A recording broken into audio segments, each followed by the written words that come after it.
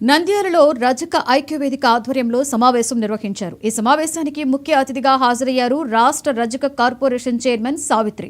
2000 మంది రజకులతో సంజీవ్ నగర్ నుండి రామకృష్ణ డిగ్రీ కళాశాల ఆడిటోరియం వరకు భారీ ర్యాలీ నిర్వహించారు.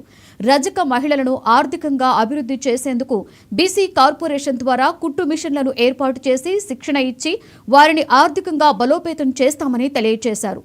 గత ప్రభుత్వం దోబీఘాట్లకు 5 లక్షలు మాత్రమే ఇచ్చేదని, కానీ సీఎం చంద్రబాబు నాయుడు నాయకత్వంలో 10 లక్షలు ఇస్తామని హామీ ఇచ్చారు.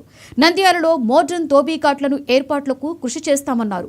మున్సిపాలిటీలలోని షాపింగ్ కాంప్లెక్స్లలో దోబీల కోసం స్టీమ్ ఐరన్ చేసుకునేందుకు ప్రస్తుతం 150 యూనిట్లు మాత్రమే ఉచితంగా ఇచ్చేవారని, కానీ కూటమి ప్రభుత్వంలో 250 యూనిట్ల వరకు ఉచితంగా విద్యుత్తును ఇచ్చేందుకు కృషి చేస్తామన్నారు.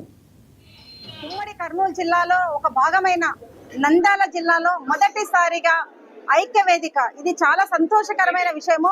రజకులందరూ, రజక సంఘాల నాయకులందరూ కలిసి ఒకే మాట ఒకే తాటిపై వచ్చి ఈ సమావేశాన్ని ఏర్పాటు చేశారు. ఇందుకు పెద్ద రజక బంధువులకి, సోదరులకు, సోదరీమణులకు అందరికీ కూడా నమస్కరిస్తూ, వారి అన్యోన్యతను మనము ఏకీభవిస్తూ వారందరికీ మనమంతా ఒకే తాటిపైన వచ్చి మన నంద్యాల అభివృద్ధికి, మన రజక కార్పొరేషన్ నుండి ఏ విధంగా మనం ముందుకు తీసుకెళ్లాలి అనే నినాదంతో కొన్ని ప్రణాళికలు సిద్ధం చేసుకున్నాము. ముందుగా నంద్యాల జిల్లాకు సంబంధించిన స్టాటిస్టికల్ రికార్డు మా దగ్గర ఉంది.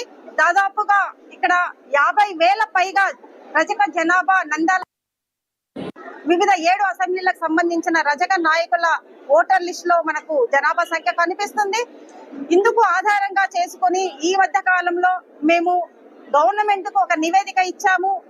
ఎందుకంటే ఒక మెడికల్ కాలేజెస్ ఉన్నాయి, హోటల్స్ ఉన్నాయి, లాడ్జెస్ ఉన్నాయి, అలాగే హాస్పిటల్స్ ఉన్నాయి, ఎడ్యుకేషన్ ఇన్స్టిట్యూషన్స్ ఎక్కువగా ఉన్నాయి. అలాగే వాటిని ఆధారంగా తీసుకొని అన్ని సంఘాల నాయకులు